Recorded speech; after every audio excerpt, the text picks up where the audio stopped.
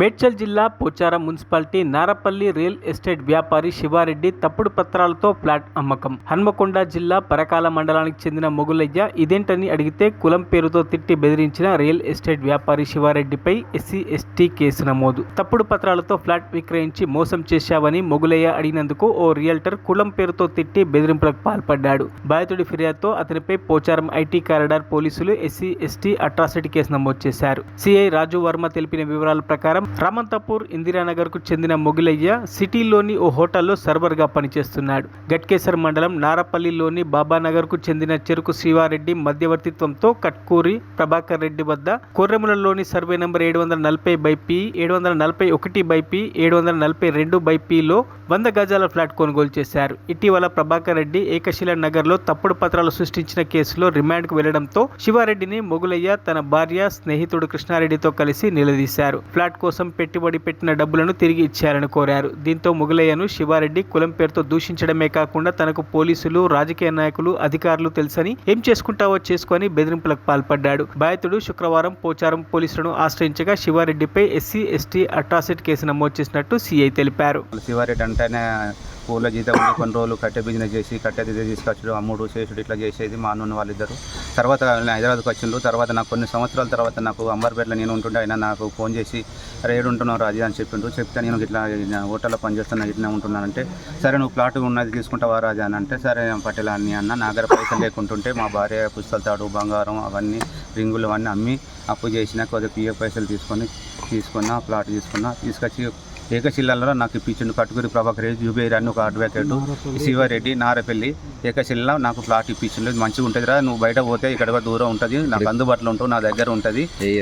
Year 1919లో తీసుకున్నా, 2019లో తీసుకున్నా. అయితే ఆయన అన్నాడు శివారెడ్డి అంటే ఏమన్నాడు కదా, నువ్వు దూరం తీసుకుంటే ఎక్కడ ఉంటుంది రా, నా దగ్గర ఉంటుంది, అందుబాటులో ఉన్నది, నా దగ్గరనే ఉన్నది ప్లాట్ తీసుకోరా అని చెప్తే నేను పైసలు తీసుకొచ్చి ఇచ్చిన. 2019లో తీసుకొచ్చినాక 15 లక్షలు ఇచ్చిన తర్వాత మళ్ళీ ₹1,00,000 కావాలని చెప్తే ₹1,00,000 అలా కొడుకు పెళ్ళికి నేను ₹1,00,000 ఇచ్చినాయి. ₹1,00,000 ఇచ్చినాక నాకు వాళ్ళకి ఒక ₹500 టిప్ ఇచ్చిండు, ఉంచుకోరా నువ్వు అని చెప్పిండు. సరే అని వచ్చిన తర్వాత నేను చూస్తే పోతుంటే ప్లాట్కి అప్పుడప్పుడు వచ్చి పోయి చూస్తే దానికి కనీళ్ళు వాచినాయి, దానికి పేర్లు రాసినాయి, నెంబర్ రాసినాయి, అవి అట్లే ఉన్నాయి. వస్తున్న ఏమైంది పటేల్ అది అంటే పర్మిషన్ ఇప్పి అంటే ఊరా అని ఉత్తానే వాళ్ళ వీళ్ళు ఫోన్ చేసి ఉత్తాన్ని ఇట్లా వస్తుంది పర్మిషన్ వస్తుంది పండుగలు చెప్పిన.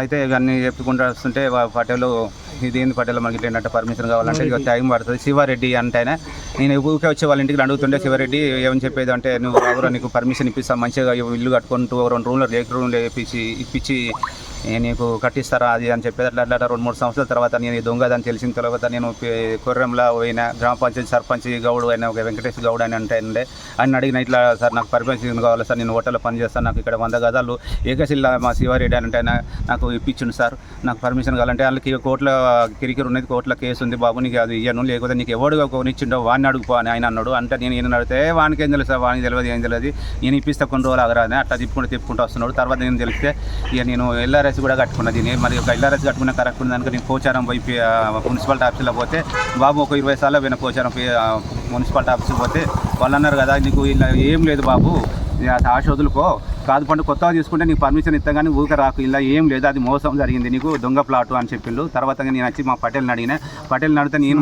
మా భార్య మా కృష్ణారెడ్డి నేను మా భార్య ఈ ముగ్గురం కలిసి సాయంత్రం పూట వాళ్ళ ఇంటికి పోయినాము. వాళ్ళ ఇంటికి నా ప్లాట్ కాడికి వచ్చినాం. ప్లాట్కి అయితే దా పటేల్ అని మరి నా ప్లాట్ పెట్టదంటే వాడికి వచ్చింది ఏంటంటే నాకు ఇట్లా మోసం జరిగింది, పేపర్లో వచ్చింది కట్టుకురి ప్రభాకర్ రెడ్డి నాదే సర్వే నెంబర్ వినా చూస్తే కట్టుకురి ప్రభాకర్ రెడ్డి పేపర్కి వచ్చింది. పటేల్ ఏంది మరి దీని గురించి అంటే ఏం కాదురా నాకు ప్లాట్ ఉంది ఎక్కడ ఏదంటే ఉన్నదాన్ని నిలదీస్తే లంజోడగా మాదే ఉండకూడగా అదే మా భార్య నన్ను ఇద్దరిని తిట్టిండు.